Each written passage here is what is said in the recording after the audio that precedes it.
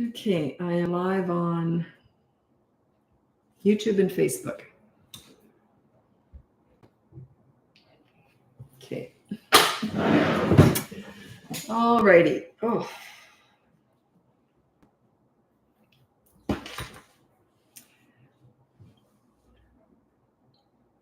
Just waiting for everyone to turn up. Okay. Just waiting.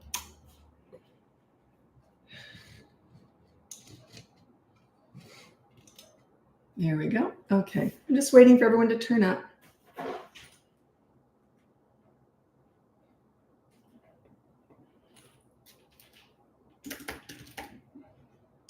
While we're waiting, I'd love to know where you're from. I'm here in Vancouver, Canada. So where are you from? El Paso, Texas. Excellent. Hi, Sophia. Espinoza. I think I'm pretty close. Did I get that right? Espinoza. Okay. All righty. El Paso, Texas. Is that different? Someone else is from El Paso. Sophia and Asia. So I've got two people, the only two people who've answered. Oh, time again. Oh, hi, Tarina. Tennessee. Welcome back. Yes, ma'am. Perfect. Oh, yes, ma'am. I got a lot of Southerner clients. Yes, ma'am. I love a Southern accent, and I pick it up so fast. And I always say, if I start to talk with a Southern accent, I am not mocking you. I just pick it up really fast. Well, I don't pick it up well, but I do. Southern accents just sound friendly. That's all there is to it. They just sound friendly. Okay, so how many people have we got? Yeah, people are coming in slowly but surely. So just waiting for everyone to turn up. So we're just asking people where they're from. I'm in Vancouver, Canada, and it's beautiful out right now. Abbotsford, hi Haley. Abbotsford, BC. That's about an hour and a half from here. I'm in downtown Vancouver, so about an hour. Is it an hour and a half? Anyway, welcome. And Katie Cooper, I've seen you before. Prince George, there were a few flakes of snow this morning. Ugh. My 16-month-old learned to say burp today. Hours of entertainment. Yeah, they do that. They always learn the stuff that you don't like because you get the biggest reaction that way, right? So yeah, watch how you react to stuff. Oh, burp's not a bad one. Okay, well, let's just get going. My name's Lisa. I'm a parenting coach. If you go to the link above, you can go straight to my website. And that's all I'm going to say about that. I got courses, coaching, and all that stuff. I'm not going to go on about everything I've got anymore. It's just too much. You can go right to my website. The link above will take you there. So it's BratBusters.com. So let's get going with your parenting questions. San Diego, California. 3-year-old, this is Tanya. 3-year-old yelling a lot and a lot of crying. Please, what do I say when yelling and crying when I said or gets frustrated? Thank you. Okay, their emotions are just all over the place, which says to me that you're not a calm leader. When you're a leader for your kids, they kind of feel safe and they calm down. So check out the behavior board. It's the training wheels with all this. And the reason why it's different from other behavior boards, evidently other people are using my behavior board now and teaching this. So that's fine. It's getting out there.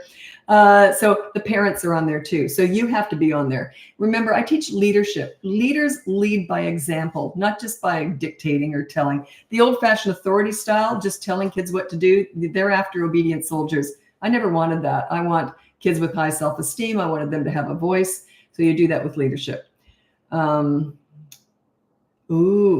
This is from Victoria, Australia.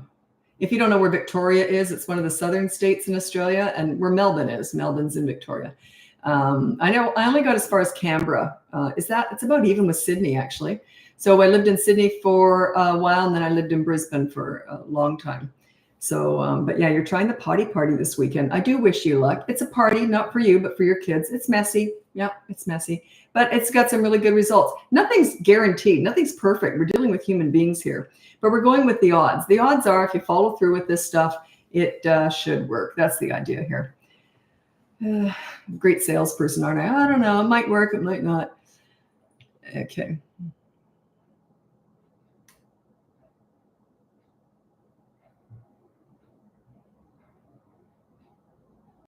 Oh, okay. I got a good one for you. Danny, this is on YouTube. I have a 2.5-year-old and a 2-month-old. My 2.5-year-old is so sweet and great with her baby sister.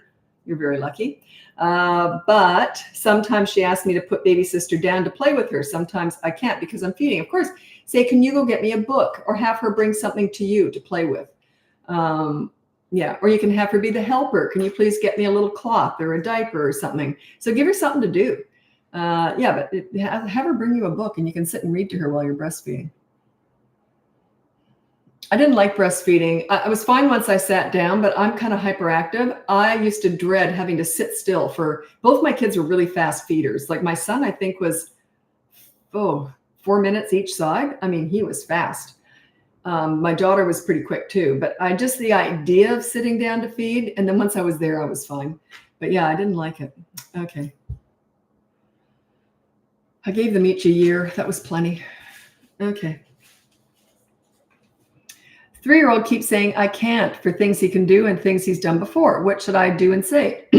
Say, well, you don't have to, pardon me. Say, you don't have to do that. But if you don't, then there'll be a consequence. But check out the behavior board. It'll teach you how to do all this stuff. The behavior board is the training wheels for everything I teach. If you go to the boot camp courses, or the boot camp course 3 to 12 years old, it starts with a behavior board, but then it goes past that. But the behavior board just gets you started with all this stuff. And lots of parents get great results just with the behavior board. That's all free. Behavior board's free. The courses aren't. Behavior board is.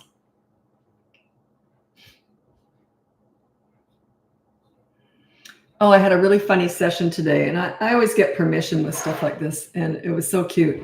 I always say, oh, darling couple, but you guys are all so young to me, right? Cute, darling couple. Anyway, the mom looked really worried because she just keeps being pulled into having these big discussions. So the kid's acting up and keeps pulling her into it, and she just keeps falling for it. She keeps responding. And I keep saying, don't answer when they're being rude.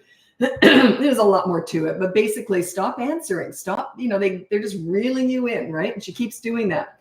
So I went on for I work up a sweat in these sessions trying to get my point across, right? So I'm going on and on about how it's just pure manipulation. But he says he doesn't understand. Yeah, he does. He just wants to pull you in, right?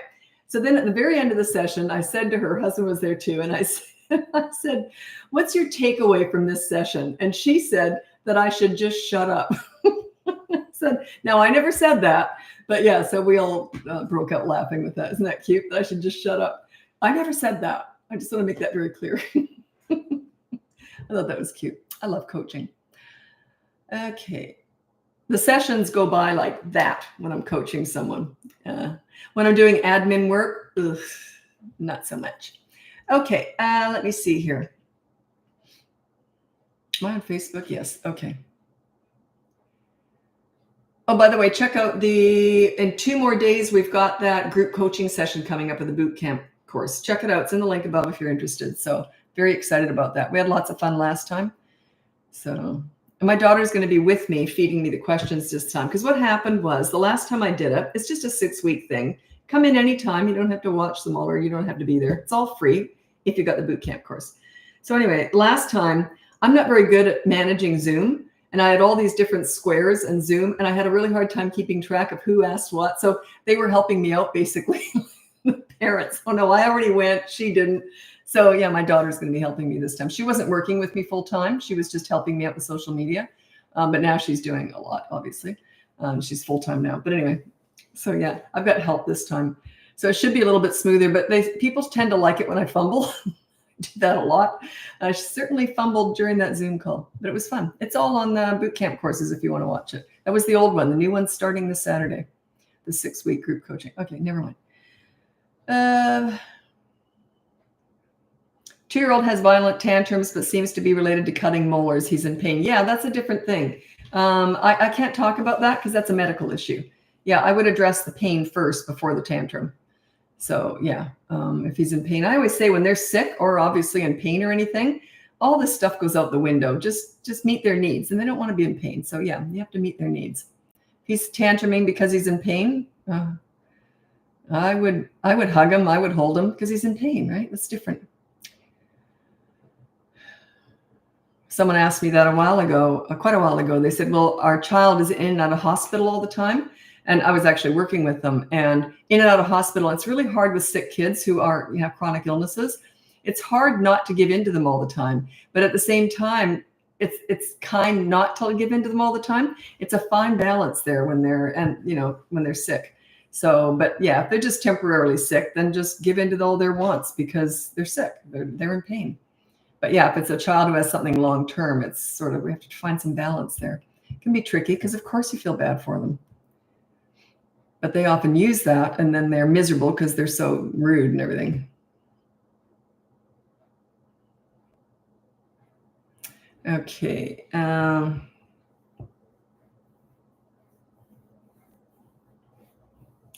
I will ask her to play while I'm breastfeeding. This is Danny again. So you've got a 2.5-year-old who wants the mom to put the baby down instead of breastfeeding. So yeah, she's just little. She's only 2.5. She just doesn't understand. You can just say, no, I'll read with you in it. You can get me a book. Let her have a tantrum. Let her do that. Just ignore her while she's tantruming.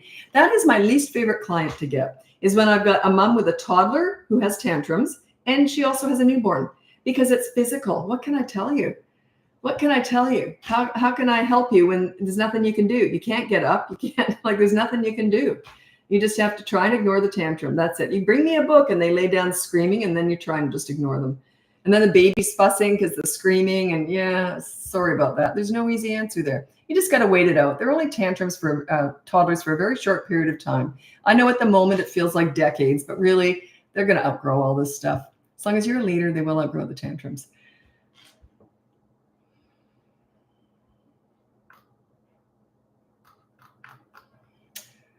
Oops, what else did I write down? Oh, right. Okay. This came up again today in a session. It was so cute. I was doing a new behavior board with parents with a 3-year-old. So I told this story, which I thought was so adorable, about how 3-year-olds, they learn as you go. They don't need to understand the behavior board right away. They will learn as you go. And you just put pictures or drawings so they can kind of understand, but they won't really get it until it starts working, until you start working it, right? Anyway, this little boy, I've told this story before many times, but it's so darn cute. 3-year-old little boy, and he had a 15-month-old sister. It's one of my coaching clients.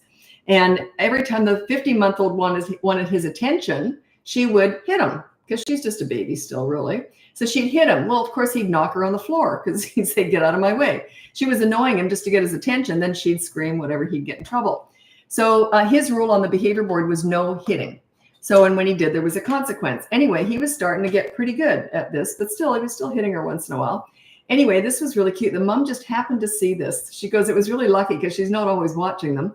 Anyway, the 15-month-old went up to her brother and hit him. And he looked at her. He didn't hit her. He took her hand. He walked her over to the board and he said, see, no hitting. Is that the cutest thing? He got it. He was getting it. Not only that, he was becoming her teacher, her hero, right? He was being good to her. He was showing her something. He was teaching her something. God, I thought that was so cute. That was one of the cutest things I've ever heard from a client. Actually, one of my favorite things was this family hired me, it was about a year ago, and they told me at the very first session that, which a lot of parents do, that their child's very gifted, very smart. And then later on, they'll say, well, they didn't understand. That's why they were acting out. I said, so you mean the first session they were gifted, brilliant, but now all of a sudden they're morons? They can't understand a behavior board. So yeah, they don't, they kind of backtrack. Anyway, so they said she's gifted, she's very smart. And I'm like, oh, okay, it doesn't matter to me. We just get to work. So then they told me this funny story. She's 8 years old, used to getting her own way, an only child, very indulged. So she knew she called me that lady. That lady did this board, et cetera, et cetera. And then she decided she didn't like it. So you know what she said? I've never seen this before. I never heard of this before. She said to her parents, this is how smart she was.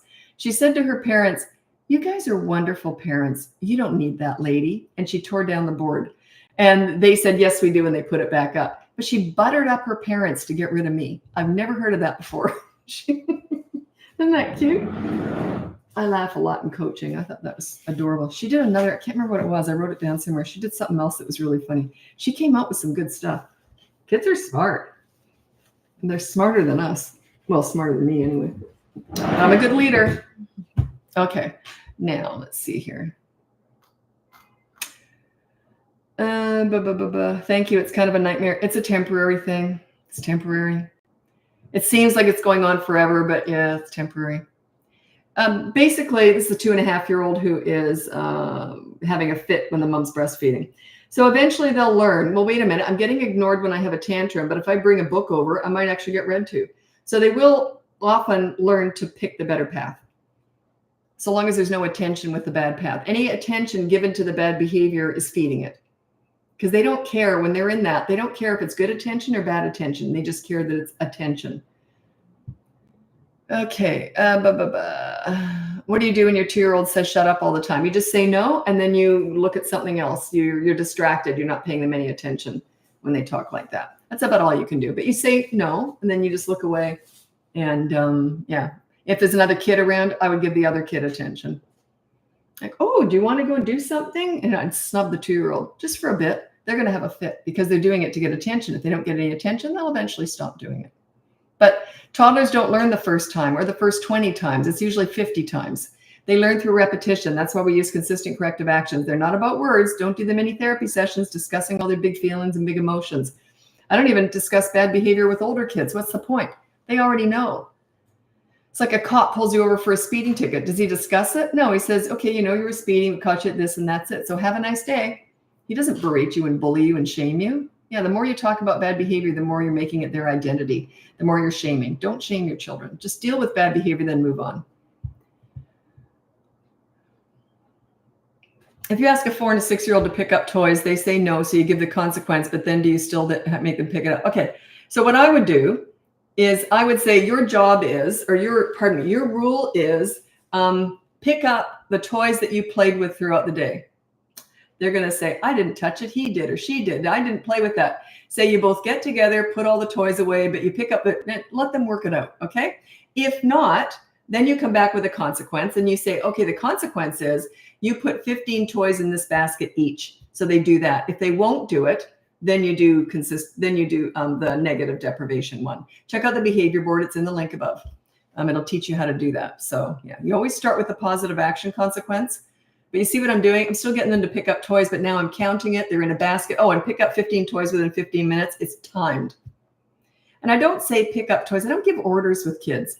Like I wait till we're going somewhere and I say, okay, we're going to be leaving in 10 minutes as soon as you put that away. That only works if you're going somewhere they want to go. But wait till they ask for something. Can we have a cookie? Sure, as soon as you put your toys away. The as soon as method. So that's why I never really told kids what to do. Sure, you can have that. Oh, you know what we were going to do? Oh, I had something special for you. Ooh, as soon as you finish your homework, we'll do that. I'm not bribing them. That's just, ooh, I got something going. It was something I was going to do anyway. So, yeah. And what that teaches children, it teaches them how to focus and just get stuff done. It also teaches them they got to do what they need to do before they can do what they want to do. My kids got to the point where they stopped asking for anything without looking around first. They would never ask for a snack or anything unless they looked around to make sure there was nothing to be cleaned up, because they knew I would have said, sure, as soon as you do this or that. So they made sure all their chores were done before they asked for anything. They just didn't even think about it. It was just became knee-jerk reaction.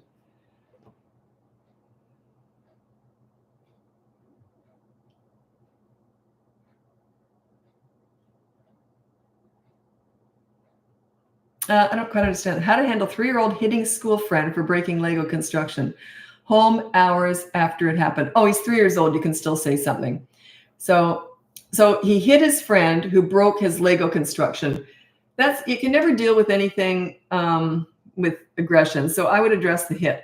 I would say, yeah, what he did was wrong, but that doesn't make it okay to hit. So there's going to be a consequence. But did the kid break it on purpose? Yeah, I don't really know what happened there. Did the kid just bang into it and it broke, or did he do it on purpose? Or yeah, just have a consequence for the hitting. Don't go on. Don't get pulled into the Lego talk. Do not get pulled in. But I did it because there's no reason to hit. There's no excuse for hitting. So yeah, don't get pulled into that. But he did that. And that really, yeah, I know it's frustrating, but you still can't hit. Okay. So you see, like, don't get pulled into this. But he did that. Anyway, here's your consequence for hitting.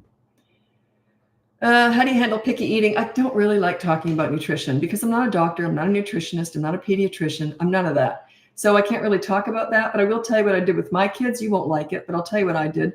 I'm a real health food nut. So I'm actually gluten-free vegan now too, but I wasn't when my kids were young.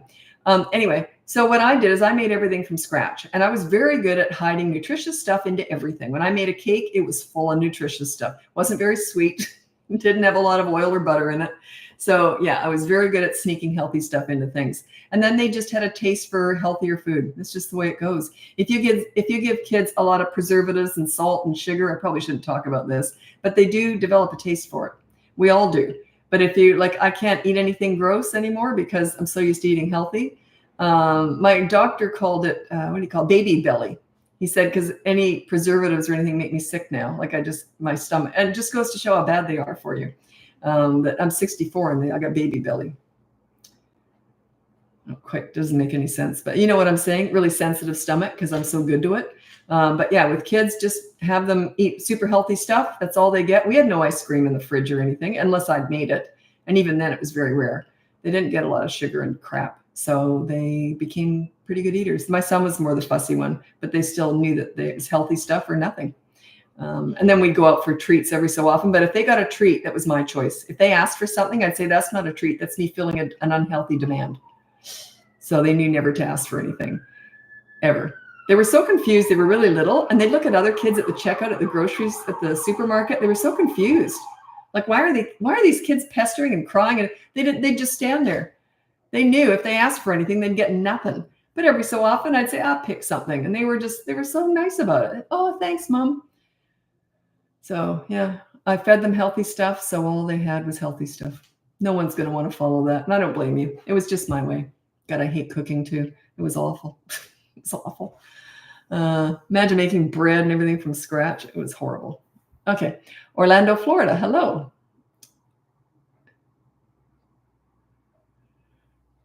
Our son started ABA therapy this week. Thank you for the recommendations.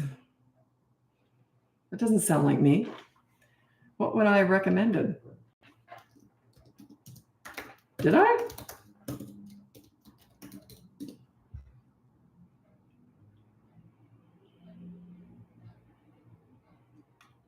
I've got nothing in my index here. No, I wouldn't have recommended that ever because I'm not qualified to recommend that. That's why I wouldn't.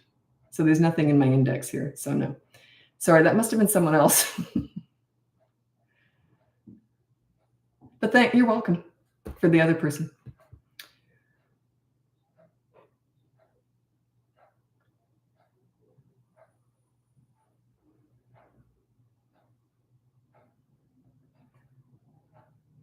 Okay.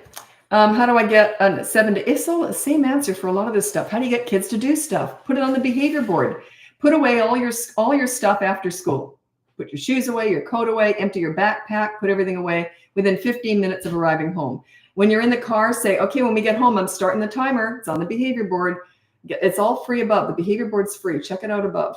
If you want the next level, you can get the boot camp course. The live group coaching sessions with the boot camps are starting this Saturday, by the way. Anyway, so you put on the behavior board and you say, unpack everything after school, put it all away properly within 15 minutes. If they don't, there's a consequence. You don't teach children by nagging. Nagging is the exact opposite. Well, they won't do anything unless I yell at them and nag, and I would never do that. I just say, well, sure, you can do whatever you want, but if you don't do the right thing, I'll make sure there's a consequence. That's my job. So and my kids just knew that. That's why they just did what they needed to do. They didn't think anything of it. So yeah, that's why I never told my kids what to do. I said, okay, so when we come home, this is where your stuff goes. And they just knew if they didn't, but they didn't feel forced. They understood. They were really good with self-discipline because I made them learn that. I made them learn that you got to contribute. I'm not going to clean up after you. You got to learn to do it yourself. I never got my kids I'm very fussy. I never got my kids to do the heavy cleaning, but I said, I'll never ask you to vacuum or mop or do any of that heavy stuff because I love doing it. I love cleaning bathrooms, especially, and kitchens. I said, I'll never get you to do the heavy stuff. But if you ever leave a mess behind, then you'll be doing the heavy stuff. If I ever have to pick anything up of yours to mop, you'll be mopping. It's funny, they never left anything on the floor. Like once I said I'm going to be cleaning, they knew. They'd run around cleaning up everything. And but yeah, they just knew if they didn't do the right thing. I didn't ask a lot of them, just little stuff like put your stuff away after school. If not, there's a consequence. That's why I never yelled or anything.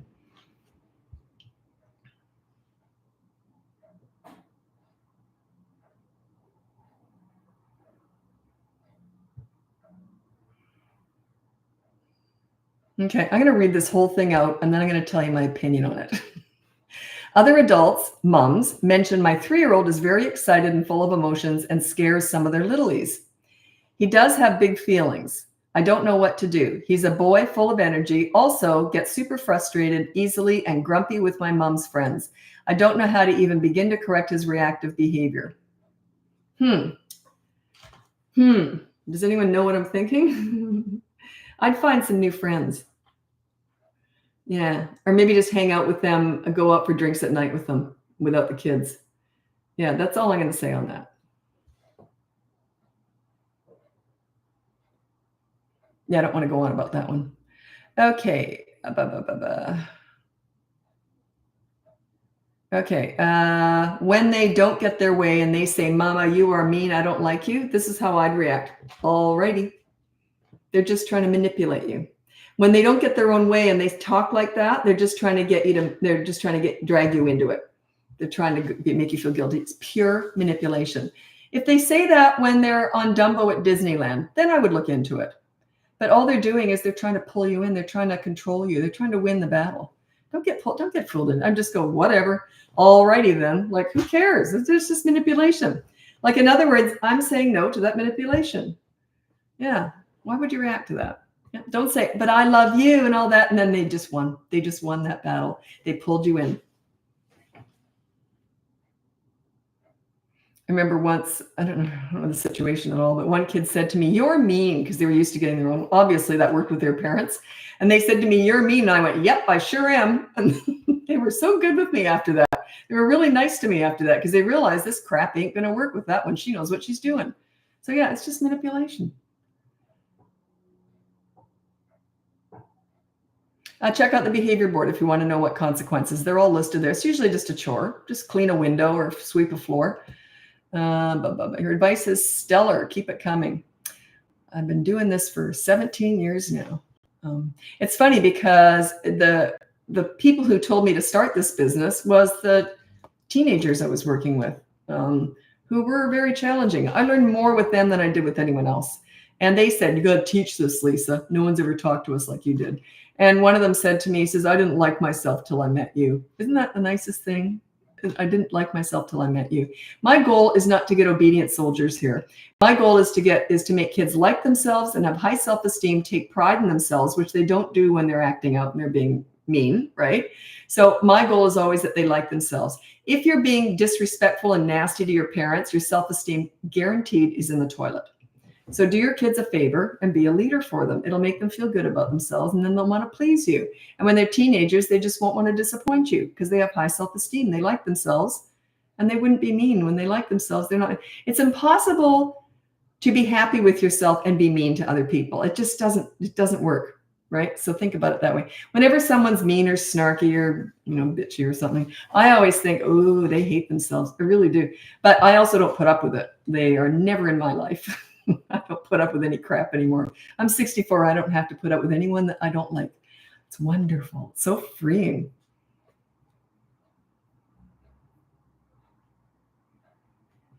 Okay, what recommendations do you have for a 9-year-old that's being mean and hurt siblings? Is it physical? Just say no hitting your sisters or brothers and put it on the behavior board. Check that out. It's in the link above. And then there's a consequence. He has to do a chore. Or if it's an older sibling being mean to younger siblings, I usually say they get to play with your favorite toy, or they get your iPad, or they get your PlayStation for the rest of the night or something like that. So make that child do something nice for the younger siblings. Willingly? No. You're going to have to force that. They're not going to go, oh, great, here's my iPad.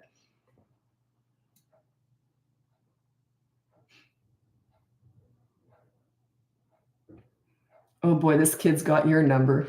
Brenda, my son is 9. You're going to hate me. My son is 9. If I go to reprimand him for something, he changes the narrative. No, he doesn't. You let him. For example, I did not say it like that, or I didn't do that. Should I just chalk it up as lying? Okay, here's what I would do. If I said, okay, so I caught you just stealing some treat or something out of the cupboard. He's not supposed to have any more chocolate. Let's say he had a chocolate bar and he stole another one. I saw you took the other chocolate bar. No, I didn't. I'd say, so the consequence is da, da, da, da, da. I just keep on with my narrative. I follow through no matter what he says. Why aren't you listening to me? Anyway, so here's your consequence, and I'll give you 15 minutes to do that chore. Follow through. follow through. If he's arguing and getting really upset, that means you're winning. That's a good thing. You want to win this stuff. Okay. If he's having a fit and I'd say, so 15 minutes and 10 minutes left, all you're doing is timekeeping, waiting for him to sweep the floor, whatever you told him to do is the consequence. Oh, 5 minutes left. No matter what he's saying or doing, you ignore it. You're just a timekeeper waiting for the floor to be swept. Beep, beep, time's up. 24-hour media blackout starts now. Do you understand? Not fair. Fine, I'll sweep the floor now. You don't have to because the 24-hour media blackout started 15 seconds ago. It's happening. That's how you do it. The bigger the scene, the bigger the lesson. You're going to have to go through this stuff. Everyone says, how do we teach them that I'm a leader without the scenes? The scenes are them reacting to you taking control after they've been in control. They're going to fight you for that power. They had it before. Now you're going to have it. They're going to put up a fight. That's okay. That's what you want.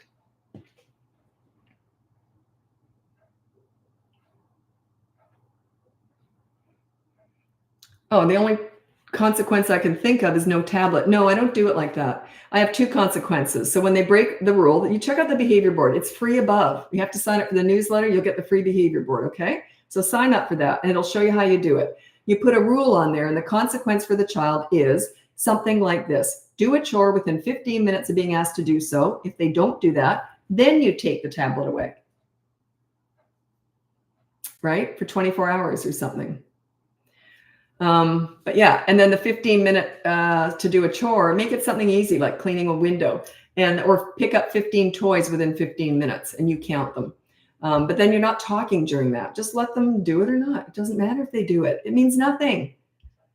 I don't care what they do. I care what you do. Remember, I'm not fixing kids here. I'm fixing parenting. I'm teaching you how to parent as a leader. So yeah, have them do a chore. So they do something bad, you get them to do something good. So it's called the positive action. You start with that. If they won't do it, then you do the negative deprivation. You don't say, if you don't do that, remember you get the negative deprivation. You don't talk like that. Let them dig their own grave with this stuff. Let them not do it. So then you go, okay, well, you didn't do that. So the 24-hour media blackout starts now. 3-year-old will not understand that language. Say it in a language he understands. So yeah, no iPad tonight or something because of that. I'll do it now. It's too late. It's already happened. Because you said within 15 minutes. If they do it within 16 minutes, it's not done. Then you're a liar. They pick up on this. If you're inconsistent, you're actually lying. Right? And they don't trust they don't trust a liar. That's how by the way, they don't understand you just couldn't follow through and all that. All they think is, oh, you're lying. So every time you say this is going to happen, they're thinking, oh, you're lying. Right? Mean what you say and say what you mean. That's why it's so important not to do too much too fast. Everyone wants to know, how do I deal with siblings fighting in that? That's sort of, once you've got a lot of leadership training under your belt, siblings, especially older siblings, that's not something I start with. That's a harder thing to deal with. That's like people it's like saying, I want to drive a Formula One car when you're really starting with a smart car. You got to learn how to drive the smart car first. Yeah, fighting siblings is a big one. If they're older, especially, it's a big one. So yeah, just start small with the behavior board. It's just teaching you how to do this. It's teaching you how to put down a rule, consequences. You're on there too. Make sure you mess up so you show the kids how this is done. If you're not accountable, you're not a leader. You're just a dictator.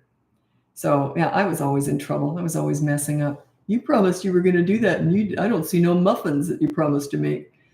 Okay, and off we went to the theme park because I had to make it up to them. I just joined this mom group. LOL. Thanks. I'll just do the mom nights. Yeah, you get what I'm saying. You know what I'm thinking when I said what I said. I was very tactful, and that's not my style at all. Almost fell out what I was thinking. You know, I was in a lot of mom groups in Australia where I raised my kids, and it was very different. Oh, shoot, I'm late. I'll repeat that in Instagram. Check out the link above. You'll see my behavior board. Everything else is up there, okay? It's just in the link above.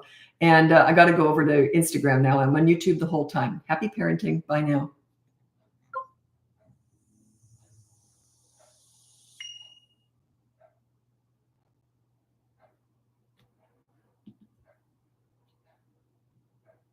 So I'm just setting up on Instagram.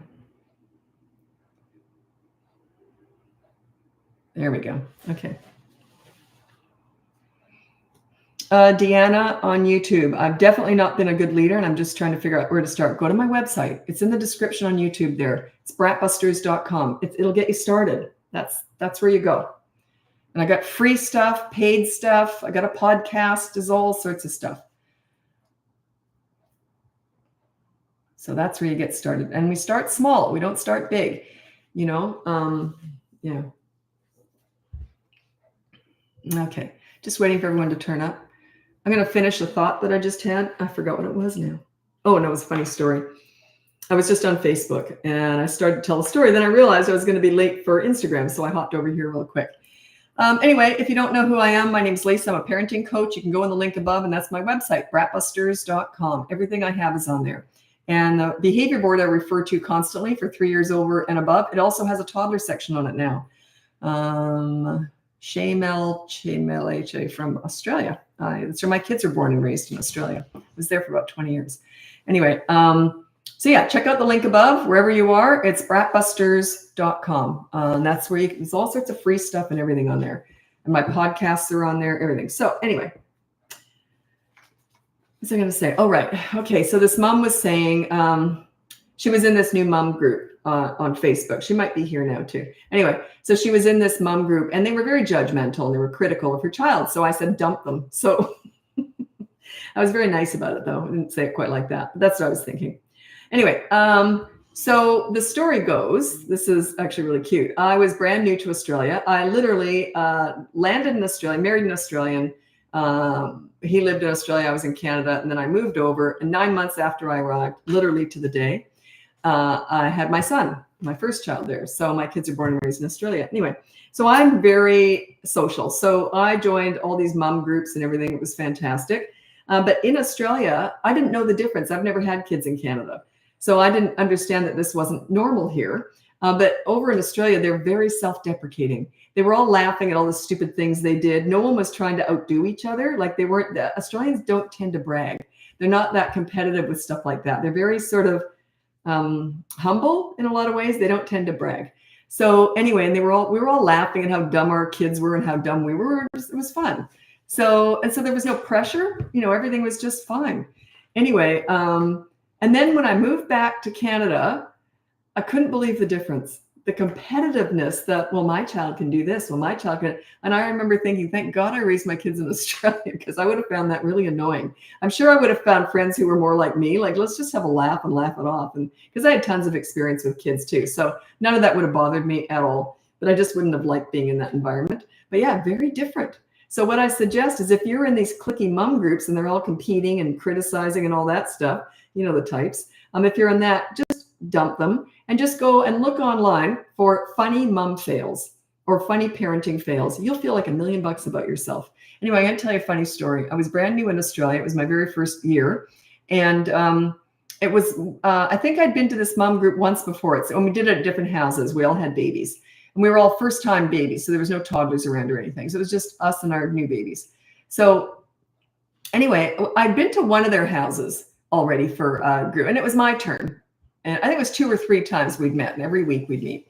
So anyway, they turn up at 10 o'clock in the morning. Now, if you're an Australian, you know exactly what was happening. I had no clue. They turned up at 10 o'clock in the morning, as was arranged, and they brought bottles of champagne.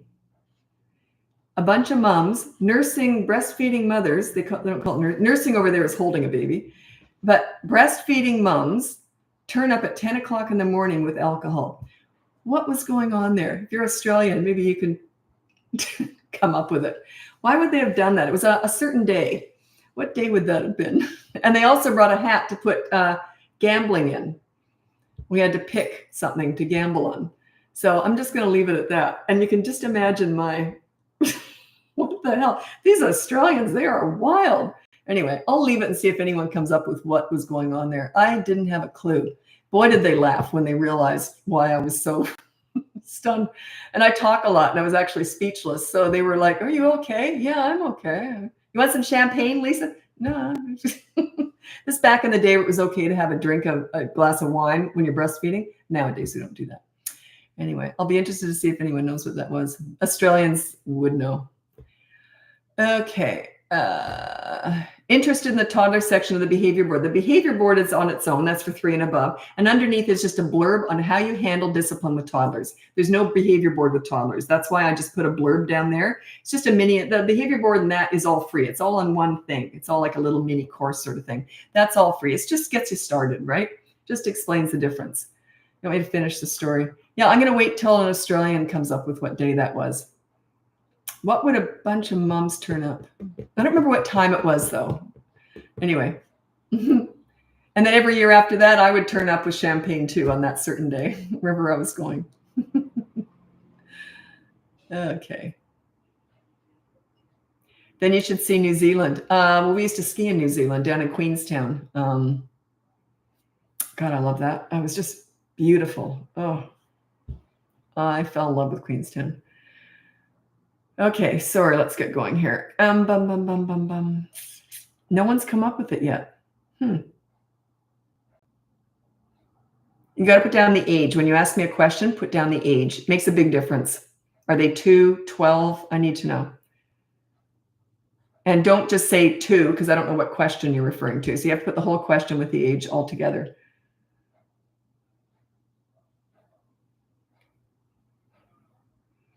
Okay, how do you handle 3-year-old not listening? Example, bath time. I just make it happen. Like once I say something's going to happen, but you can sort of put stuff. He's 3 years old. You can start with the behavior board and put down follow bedtime routine. And if he doesn't follow the bedtime routine the next day, then there's a consequence. Don't ever discipline at night. You wait till the next morning. That's one way you can do it. There's lots of other ways you could do it too. But yeah, I just get a behavior board. Just it explains above. Go to the link above. And you can get my free behavior board, just the instructions on how to do it. And you put that up and say, follow bedtime routine, having a bath, and put down the time between 7 and 8. That's our bedtime routine. You have a bath, brush your teeth, get in your PJs, get in bed, and we'll read whatever time is left over before 8 or whatever time you want the lights out. Then we'll read to you in bed. So otherwise, you don't read to them in bed. Because if they have been fussing around, then they just miss out on that. I always say you never take away love, but when lights are out at 8, lights have got to be out at 8. You'll survive. Yes, Melbourne Cup Day.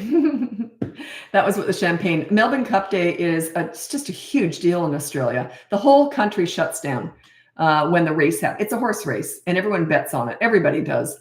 You just bet on a horse. It doesn't matter who it is. But yeah, so it's a huge deal over there, like gigantic deal over there. So yeah, it was fun. I did all that. It was lots of fun. And it's funny because, Melbourne Cup, a few people are coming in now. I'm not a gambler or anything, and I'm not much of a drinker either. But when I moved to Australia, I made a decision. I'm just going to assimilate into the country. And I was there for about 20 years. Do you know I never had one North American friend in 20 years there? Isn't that amazing? You'd think I would have come across some North Americans. I met some, but we never clicked. All my friends were Pommies, Aussies, or Kiwis. Maybe some South Africans thrown in there too, and others too, but most of them were Kiwis, Pommies, and Aussies. But isn't that interesting? 20 years, you'd think I would have met another North American and become friends. Never happened. It's weird. I wasn't searching it out though either. Wasn't important to me at all. I was just Australian. That was the way I looked at it. Never sounded like it, but.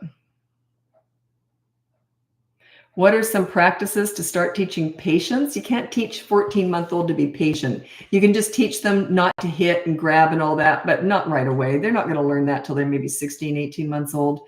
If they are inclined to do that kind of stuff, they're just going to give it a go for a while. But yeah, there's not much you can do with that. They don't understand patience. They can't. If they're so inclined to be impatient, then both my kids had patience, but I've worked with a lot of kids who don't have any. They want it now, and they want it now, and they want it now, and that's it. So they just learn they have to wait. There's no way, if they were acting out, there's no way they would get what they were waiting for, except food. If they're having a fit for food, I wouldn't hold back food. Oh, you're not getting to food. I'm still going to feed them.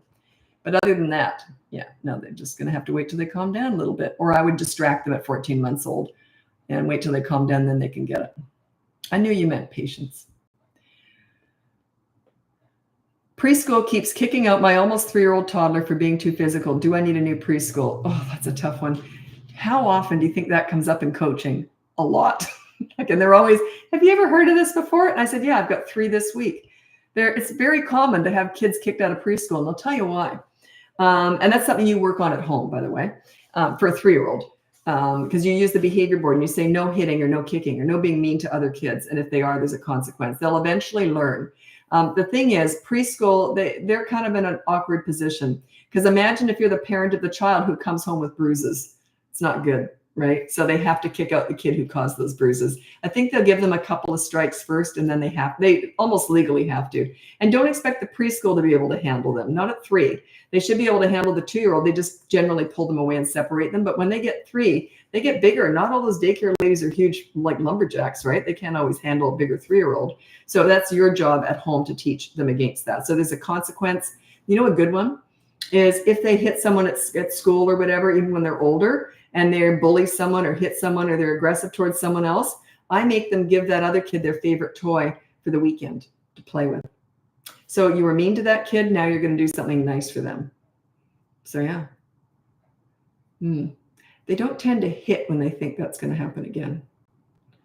3 is a bit young to do that, but they might just have to bring them something. And the word sorry doesn't mean anything. They don't learn anything from that. I don't like it anyway. Well, adults will overuse that. Doesn't matter what they do to you. Sorry. And then, well, I'm still upset. Well, you're not very forgiving. The word I'm sorry have just become so blown out of proportion and importance. Where's the amends? What are you going to do to make it up to me? You know, there's 4 steps to a good apology. Say you're sorry just to start the ball rolling, but empty words to me. Say you're sorry. The second one is say it was all my fault. I shouldn't have done that. So don't blame. I wouldn't have done that if you hadn't done that. And a lot of people do that passive aggressive garbage. And the third one is, what can I do to make it up to you? I know. How about I buy you dessert or whatever, you know? So, and then the last one is don't keep doing it. So yeah, the words I'm sorry are given way too much weight. I just don't get it. Even now, I watch true crime all the time. And in court, they actually are saying he didn't even say he was sorry for killing my whole family. Who gives a crap? What does that mean? Why would you care? Why would you care if he's remorseful? I could care less. Sorry. What is that? Yeah, the word I'm sorry. I have a real thing about it because it's so overused instead of anything else. Where's the amends? What are you going to do to make it up to me? What? I said I was sorry. Yeah. And where's my neck massage? Where's, you know, like, what are you going to do? What are you going to do that's nice for me now?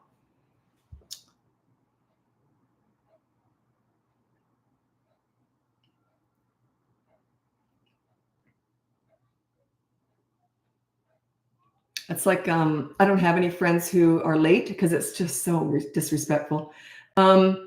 Anyway, the number one reason why people are late, well, there's 2 number one reasons. One is control. They like to have control. It's a passive aggressive thing. So they're always late because they like to have control. The other one is they're narcissistic. I didn't say they're narcissists, but they're narcissistic.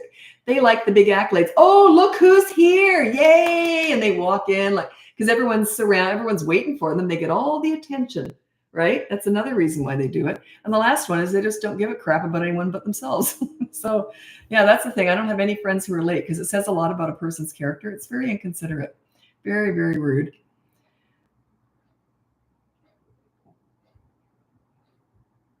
All these people who are late are leaving the live now. That's okay. You're just here for my parenting information.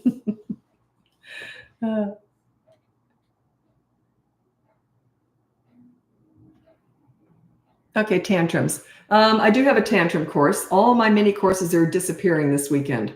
They're just going to be in the boot camp course for toddlers. But tantrums, this is how you deal with a tantrum. So a kid's having a tantrum, and this is you. You're just filing your nails. You don't get up, you don't look on your phone, you don't get into a conversation. You look like you know they're having a tantrum, but you're just patiently waiting for it to end. You couldn't be more calm. Couldn't be more calm. You're just waiting. As soon as they stop, oh, you all done? You want to read a book? You stay on the high road, the calm road, let them join you. If you talk to them or look at them when they're on the low road, the crazy road, you've just entered that with them. You're reacting to them. Leaders act and let them react to you. So you're up there on the calm road. You're just waiting. They're grabbing onto you. It just doesn't matter. You're just waiting. Yeah, I hate you. You hate me. I'm filing my nails. They'll do anything to get your attention. Attention is fertilizing a tantrum. Looking at them, talking to them, it's fertilizing it. You're validating it. You've just entered their world and they're in control now. Yeah, don't ever react to a tantrum. There's no point. None.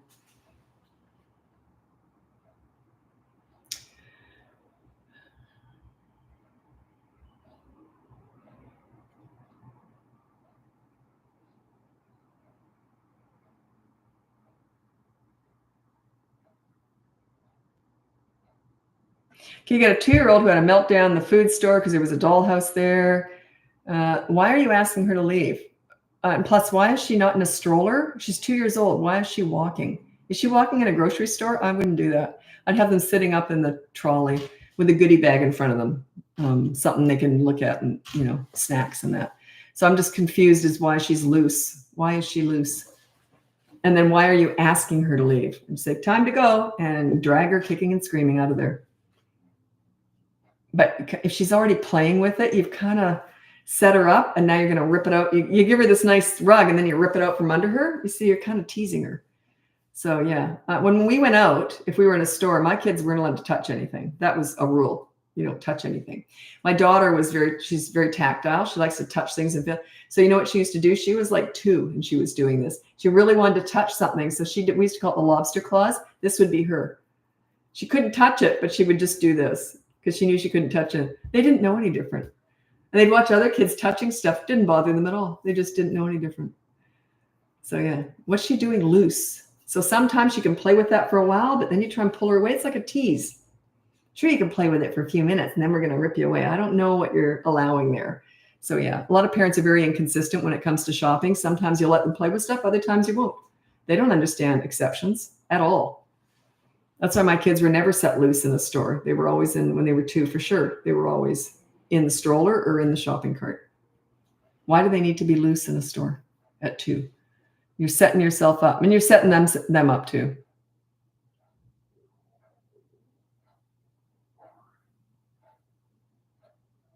How do I keep my 2-year-old from throwing food on the floor? When he does that, you say no, you throw it away, and then you hand feed him. He may not want to eat. No, and then say, fine, you're all done. Wipe him up and put him down. He's still hungry, but when he gets hungry enough, he'll eat.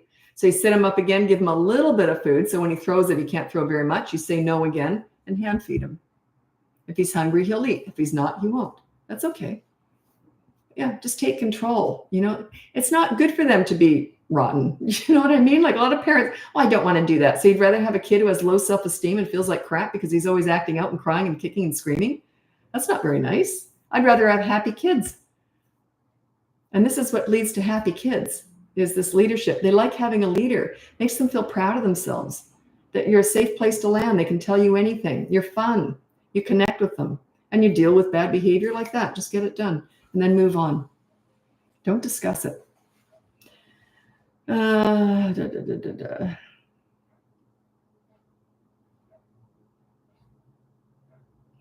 this is interesting. And I'll just, I would want to ask some questions first. But anyway, I'll just read it out because I'm sure other parents feel like this. Stay-at-home mom here. I've been so overwhelmed with my 3-year-old son's tantrums lately. I told him mommy needs space and I went into the bathroom and locked myself in.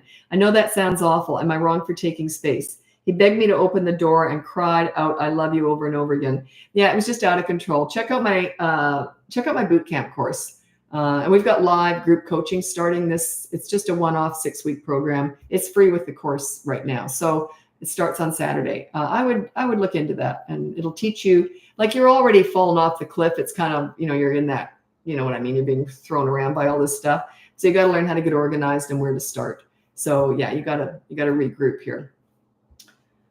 Yeah, you're overwhelmed. Check out the boot camp course, or at the very least, the free behavior board. It's all in the link in the description, wherever you are. Oops, what time is it? Oh, okay. Thought I was late for TikTok because I'm on YouTube the whole time I'm doing my lives. And then I go from Facebook, Instagram to TikTok. Start with my smallest platform, Facebook, and then Instagram, and then TikTok's my biggest. Whoops. Oh, come on, stupid thing. I never know what's going on. I get so many messages when I'm doing lives, but I never know where they are. Then I go to look for them later. I know how to find emails, but I'm like, where did that come from? I never know what's going on. Oh, and I rarely ever answer comments on here. And my daughter works with me, and we just don't have time to even get to all the DMs through social media. Yeah, just because we're busy. Because we got pretty big audience at this point, so you just can't keep up with all that. We do our best.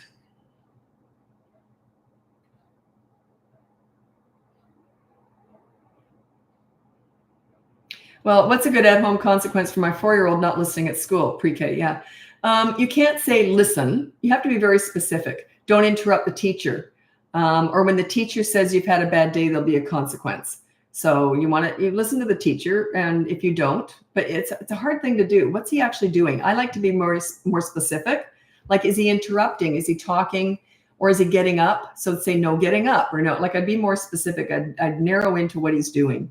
And then I'd put that on the behavior board at home. And then the teacher and then after school, she can send you a little note. Don't bother teachers when you're picking kids up. They got a lot to do. So just ask her, could you just send me a quick message or something, or let me know, or just go like this, like he was good or not good. And then I'll deal with it when I get home. So yeah, don't pull teachers into long conversations. They go through a lot. Teachers are like my heroes. Okay.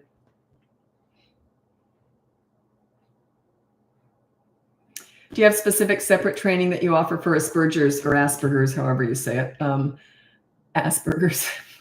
When I first moved over here, they call it Asperger's in a lot of places. In Australia, it's Asperger's, or where I lived, it was called Asperger's syndrome. Anyway, so Asperger's. I never thought about it that way, but it's kind of funny. Anyway, but no, I don't. But yeah, it's on the spectrum. Asperger's, it's a milder form of autism, but it's a little bit different too. It's only in coaching that I deal with that. I don't have a program for that because they're all unique. They're all, we throw mud at the wall and see what sticks. Plus, I need to know what's stuck in the past, what worked in the past and what didn't. They're all a little bit different. They have some very specific tactile things. They tend to get obsessed with things. They can do all sorts of repetitive movements and all that. They're all unique though. So it's only in coaching that I help parents with autism. Asperger's is, sometimes people say it's autism, other people say it isn't, but it's in the autism family. So however that's worded, I don't know. Acting out a lot. I feel like I haven't been the perfect mom. They need attention more. Well, I haven't got a clue what you're doing. So yeah, I don't know. Anyway, if you want to sort of get yourself on the right track, you can check out my website. I have all sorts of stuff on there. So you can check that out. Check out the behavior board. That's where I usually tell parents to start. And there is a little toddler section on there now. You can't do a behavior board with a toddler under the age of 3. The behavior board starts at 3, but there's a section on there on how you discipline toddlers. So the behavior board is how to discipline 3 and over. And then the toddler section says how you discipline toddlers. It's just my free stuff. And then this is my free stuff. Our podcast is free stuff. Most of the stuff I've got is free. But if you want anything in depth, then that would be coaching or the courses.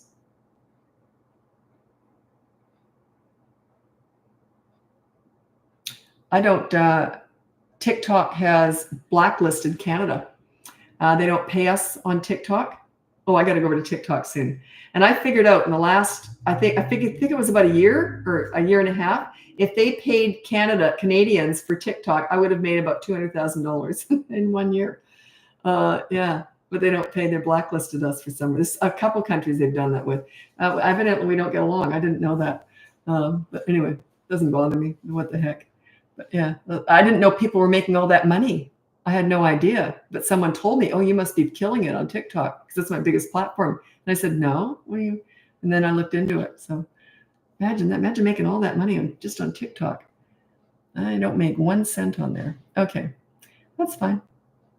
Okay, actually, I have to go over to TikTok now. So if you want to join me over there, it's BratBusters Parenting. If not, you can just check out the link above. That's my website. Everything's on my website. Okay, happy parenting. Bye now.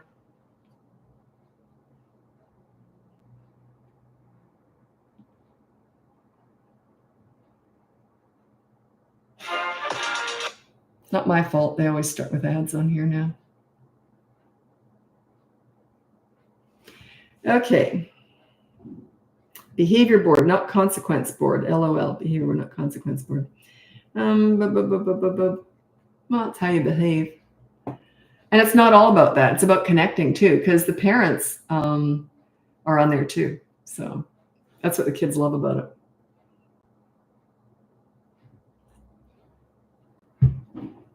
Okay, oops, I got my phone here. Just waiting for people to turn up.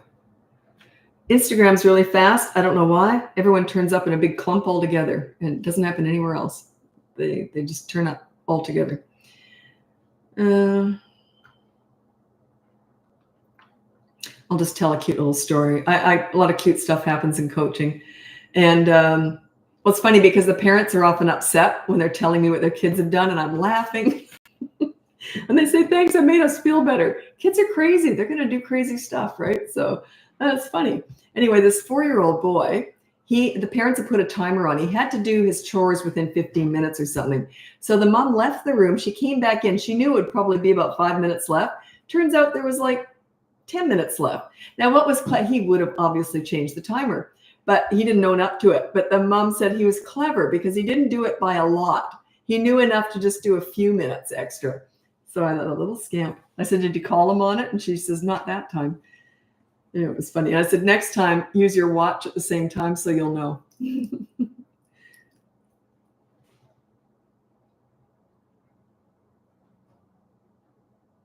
Okay, so let's get going with the live. My name is Lisa. I'm a parenting coach. Welcome if you're new. Welcome back if you're not. Check out the link above. That's my website. You can see everything on there. I refer to the behavior board a lot. It's completely free. It's on my website. You just sign up for the newsletter. There's also, we've added a new toddler section at the bottom of that, like how you discipline 3-year-olds and over, up to 18, but then also how you discipline toddlers under the age of 3. There's just a blurb on that because they can't go on the behavior board. But I refer to the behavior board constantly. I invented it. The parents are on it. That's what makes it different. If you're not on that behavior board, if you don't have rules and consequences too, you're not a leader. You're a dictator. And I don't teach that. I teach leading. There, you lead by example. You set an example of how if you make a mistake, you pay for it. There's a consequence. And your consequence is always something fun for the kids, like play hide and seek for 10 minutes or something. It's always something that they would like, not if they're 16, obviously, but it's always something for them. So if you yell, no yelling is usually your rule. If you yell, then you have to do something nice for the kids. They love that stuff. Now, when you're on the board, when they see you following through with consequences, they're more likely to there's no shame in making mistakes. You're showing them that there's no shame in it. There's only shame in not owning them and being accountable for them. We're not aiming for perfection because there's no such thing. We're aiming for pretty nice human beings, and that's about it. Also, I want you to focus more on connecting than disciplining. I discipline kids, but it's a tiny part of what I do. It's mostly connecting. And the more connected you are with kids, the less likely they are to act out because they like you. You're fun. You make them feel good about themselves. So why would they act out with someone that makes them feel good about themselves?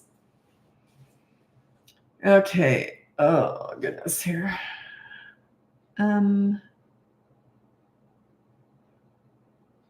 Struggling with husband to be on the same page with disciplining our challenging 4.5-year-old. Very hard time. Okay, here's what you do. You cut a deal. You say the behavior board, I want to do that for 3 weeks because there's 3 of them. If you join the boot camp course, ask them for 5 weeks because the boot camp course takes 5 weeks. So say, look, can we just cut a deal here and give me 5 weeks? If it doesn't work, we'll do it your way. So, and it should work. So yeah, you can do that with the behavior board for 3 weeks because you do the behavior board's free, but it just does, you do 3 of them in 3 weeks. But if you want to go further, then that's the behavior board's just sort of my free throw-in to show you how to get started with this stuff. But you should start to see results with that. Anyway, so just cut a deal and say, look, can you just back me up for these 3 weeks? Because nothing's going to work if we don't back each other up. So yeah, cut a deal. I don't want to tell you what some of my clients have told me they've done. Like they do favors for each other. Enough said, you can guess. Also, what was it? God, this guy was so funny. I have so much fun in coaching because they tell you a lot of stuff, right? So anyway, a lot of TMI. Anyway, I don't know what was happening. The parents were arguing. And I said, I'll tell you what, get your own private husband and wife behavior board and put it in your master bathroom. Well, of course, the consequences for the dad, or if the mom messed up, was all favors, if you know what I mean. Oh my God, it was so funny. They showed it to me. I did not need to see that. I can't unsee it now. But yeah, it was pictures of favors. And it was very funny. Yeah, they were really fun to work with. But anyway, so yeah, behavior board can work with adults too. You just use it a bit differently.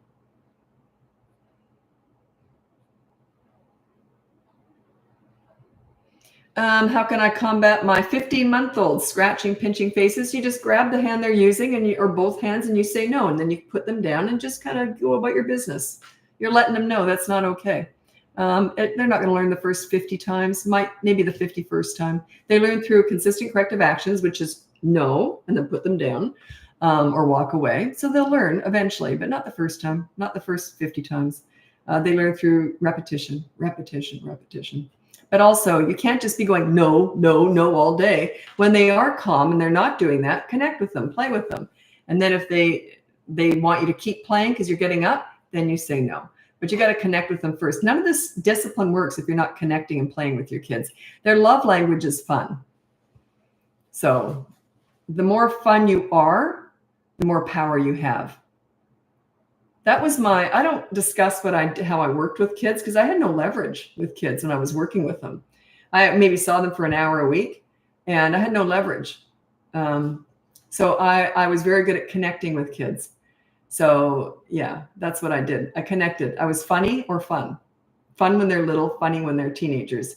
So they don't want to lose that because they like fun Lisa or funny Lisa. And then they get embarrassed when they're rude because we have such a good connection, right? Your connection is your superpower. So, but I don't teach how I did that with other people's kids. I only teach parenting. It's different. Yeah, if you're not fun, none of this is going to work. You don't have to be fun all the time. You're not juggling for your kids 24/7 with clown makeup on. You just make sure that you have designated times where you have fun with your kids. And when you're connecting with your kids, it's in their world, never in your world. You don't connect with a 2-year-old at the nail salon. Actually, I'm going to read that out. 5 top tips. Most of the parents here are toddler parents. I do specialize in teenagers. That's a lot of people who hire me have teenagers for coaching, but and older kids. But on here, mostly little kids. So I'm just going to read out my top 5 tips for parenting toddlers. Toddlers are crazy. It's the discovery age. Okay, so keep that in mind. Number 1, child-proof your home so you never have to say no. Number 2, set up a toy rotation system so they're never bored. Number 3, when you want to connect with a toddler, you do so in their world. You don't go to the nail salon. You go to the park and roll down the hill with them. Number 4 is when you want to discipline a toddler, it's the same thing. It's in their world. They're all about consistent corrective actions, not words. All these mini therapy sessions discussing all their big feelings and big emotions is absolute crap. I don't know who invented that, but it's garbage. That's for you. That's not for your toddler. They're tuning you out. They're going to parrot you and agree with you. Yes, mommy. Yes, I'm sorry. I didn't mean to hurt your feelings. And then they're just going to do it again. There's no lesson in that. That's for you. It's not for your toddler. Number 5 is stop trying to figure them out. Toddlers are not figure outable. They're brand new, fresh human beings. They're just forming. They might even go like this and smear poop on the wall. Figure that one out. Okay, so that's my top 5 tips for parenting toddlers. They're cute as a button, but they're all feet, no brains. And it's a very temporary stage. And, whenever I'm hired, today, actually, I had someone out. They had an older child and a toddler, and they were talking about the toddler. That's quite rare. Usually if they have kids and they have a toddler, but older kids, I'll sometimes say, do you want to talk about the toddler? Most times they'll say, nah, they're just crazy because they've already lived through it. So I think with this particular family, the older one was easier. And I think the younger one's providing more of a challenge. That's why. But yeah, toddlers are they're crazy. Imagine if you've only been in the world for 2 years and the first year you were a potato laying on the mattress. They're just forming. They're brand new.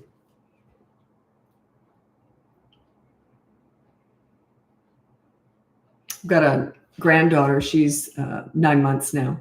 She's starting to get mobile. She's not in a big rush to be mobile, though. She's very cautious. I don't think she'll be the type of kid who falls a lot. I don't know. I could be wrong, but she's very cautious. But she's not in a huge rush to walk or do any of that yet. So, but once they figure it out, they're usually pretty quick on their feet. So yeah, it'll be fun to watch her when she's up and walking, because yeah, that's when the fun really starts, is when they're mobile. Toddlers are definitely crazy. I remember one day, my daughter was super easy, just born, didn't cry hardly ever. She was very, very easy. And my son was more normal. He had tantrums and just more normal that way. But my daughter was particularly easy. But anyway, I remember one day, I think she was teething. I don't think she was 2 yet. Anyway, we were out in the backyard. There was my son. He's 5 years older. So he would have been 7. And she was 2. So he just kind of took it upon him. I never asked him to do this really, but he took it upon himself to kind of watch out for her, right? Because he's the big brother, he's the hero. So she's on the swing set, but she just was having one of those days. She was never happy where she was. So her poor brother, he was putting her on the slide, putting her back on the thing. And then by the end of the day, she was just one of those days, and she never had one like that. That was the first and only time she was like that. Anyway, and my son said to me at the end of the day, he goes, "Oh, Mom, what are we going to do with her?" As if he's the father. It was so cute. What are we going to do with her? I don't know, sweetie. She was a pain that day. But yeah, they're all different. That was the only day she was ever really She was a pain that day. Okay. Have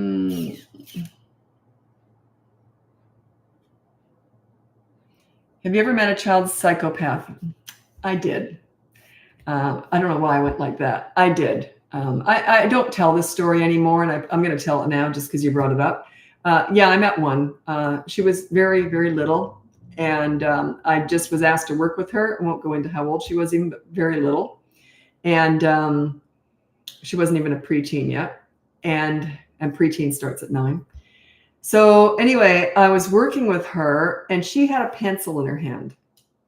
And I don't know what it was. I was terrified. I kept sort of going like this. And she was very sweet. I was terrified that pencil would end up embedded in my eyeball.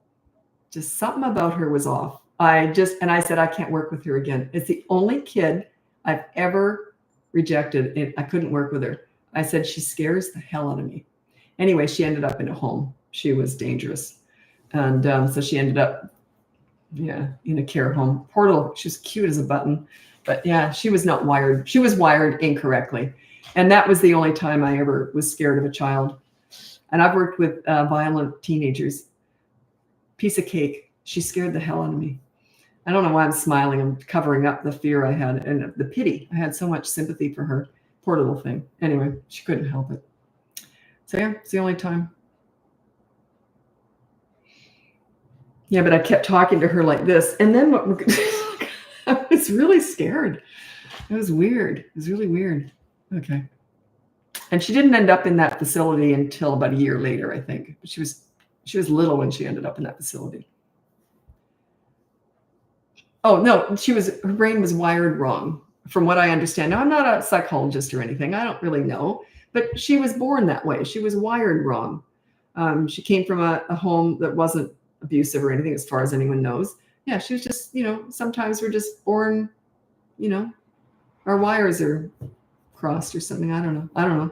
Obviously, I don't understand all that stuff. So how do you respond to toddlers hitting you in a playful way? They don't understand exceptions, okay? So hitting is hitting. So I say no, and I just push them away. And if they won't stop, I get up and walk away. They don't understand exceptions.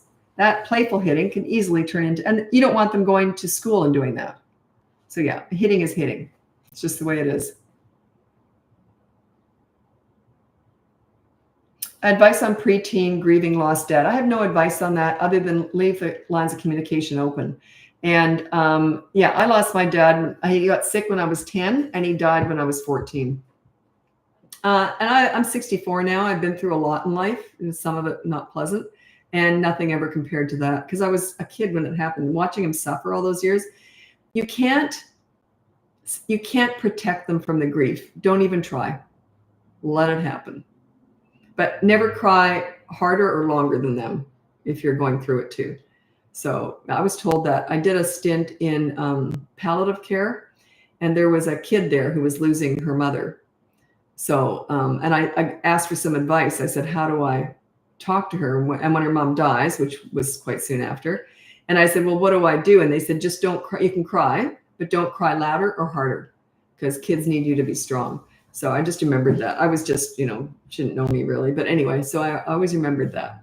It scares them. But yeah, don't try and belittle the grief. Don't try and make it, oh, it's okay. We'll be okay. Just let it happen. And it takes time. And, and what will happen is you'll find that she's pretty young too, right? Preteen, pretty young. I was older. And even then it was hell. But anyway, try and keep the father alive as much as possible. Like have pictures around. If that soothes her, if it doesn't, don't force it on her. Let her kind of lead the way. He hasn't expressed, oh, it's a boy. He hasn't expressed much emotion. Yeah, start talking about dad. Remember the time we did that? I don't want to talk about it. Say, okay. And then back off. But yeah, don't try and have the heavy talks. Kids don't want to do that. Let them lead the way. And then also, if they start crying or whatever, just be there for them. Just say, it is really sad. Don't say, we'll be okay. It'll be okay. Just let them cry. Let them grieve. It's a natural process. We're all going to lose people as throughout life. I lost all my grandparents before I was 10. And, so I had a lot of grief when I was young. But yeah, you can't save anyone from that, unfortunately. We can't make it better. We can just hopefully help them navigate through it by letting them talk. Let them lead the way.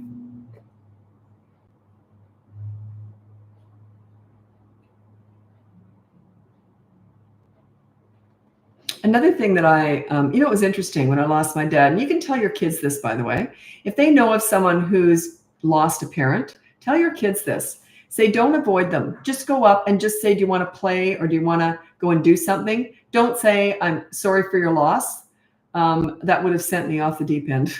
You know what was interesting, though, is I remember the first week back at school, I think I tried to go the day, he died on Saturday. I tried to go, I was in grade 9. I tried to go to school Monday morning, hoping no one knew. But of course, everyone was kind of looking in the obituaries because they knew my dad was dying, right? So they all knew, the whole school knew. And I don't know why, did they announce it? The whole school knew. You know what was weird is I was walking down the halls and everyone would just disappear. It was like dust bunnies going through the hallways, the tumbleweeds. No one wanted to see me, talk to me. They were all terrified of me. Teach your kids to go up and talk to kids who are going through grief. Say, if someone just lost something, just say, do you want to go play? Don't try and have a therapy session with them. Just say, do you want to go play?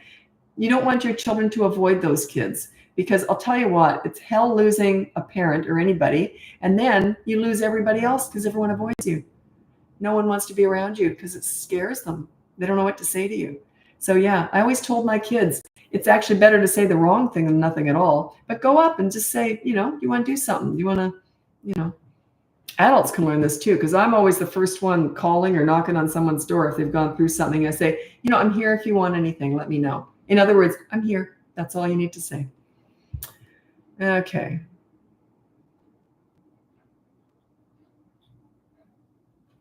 Screen time. I don't have an opinion on that because it's an opinion. It's not a real, this is what you do. But what I would suggest you do is get a media management system in place. Whatever you decide is okay for your kids. Might be 1 hour a week. It might be 10 hours a week. I don't know.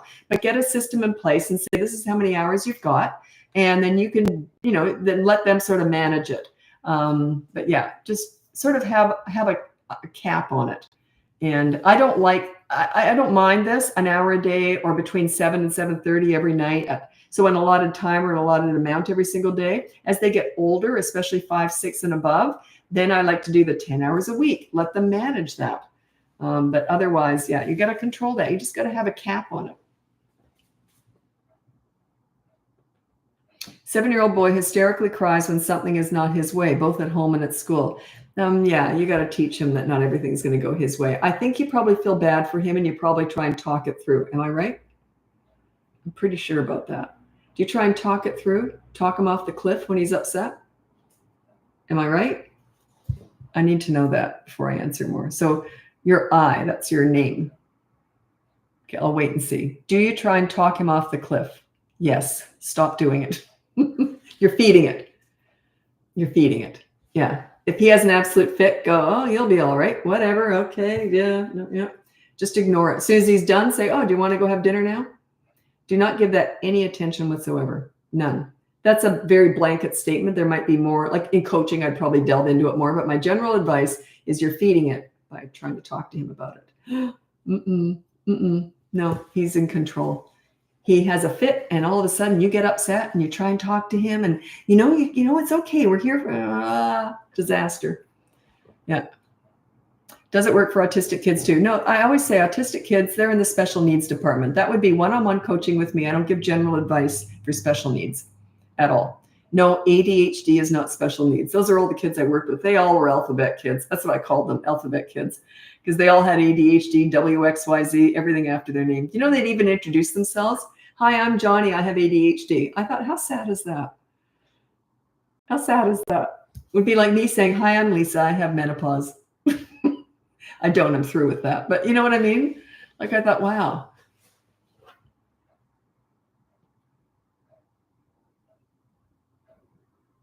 And also, I was handed a lot of files to look at when I was working with kids. Never opened one. And they'd ask me that. They said, well, didn't you see that in this file or something? I say, no, I don't open up those files. So, well, how can you work with them? I said, because I work with the person, the bonding, the connection, the relationship. That's all I work with. I don't care about their diagnosis. I'll figure it out.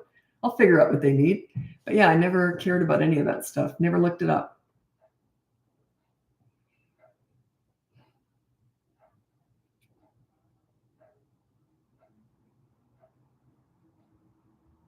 I'm going to tell you a cute story and then I'm going to go. My daughter was very, very easy child, just born that way. She was just easy. Never had a tantrum. You know, she's still like that, very calm. She's loud like me, and neither one of us have ever had a tantrum or anything. We're both don't really have tempers. Anyway, she was, I don't know, 3 maybe. And she was trying to say the alphabet. And her brother was older. She was always trying to keep up with him. I always felt like saying, give it up. So she was always trying to keep up with him. So anyway, she said, A, B, C, D, E, F, G, H, I, J, K, and then L, P. I said that's L, M, N, O, P. And she goes, no, them's the words. And L, P. She was insistent that is the right thing. And L, P. That was really cute. Another time, her brother and I had so much fun laughing at her. And she loved it too. She gobbled it all up. Another time she was, we were singing an old, the oldies come on the radio. And it was Sonny and Cher singing, I Got You, Babe. So my son and I were singing it, having a great time because he's older, right? And she was about 3 again. And then she goes, we stopped singing because my son looked at me in the mirror and he just went like this, which meant to stop singing and then let her do it. So she goes, I got toothache. She thought it was, I got toothache.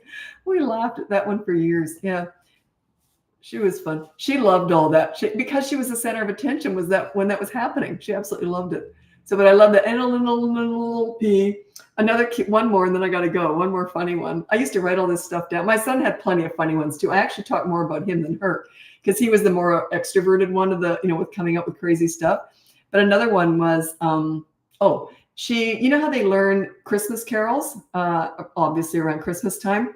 She didn't understand why you don't keep singing them March, June, July. She was still trying to sing them.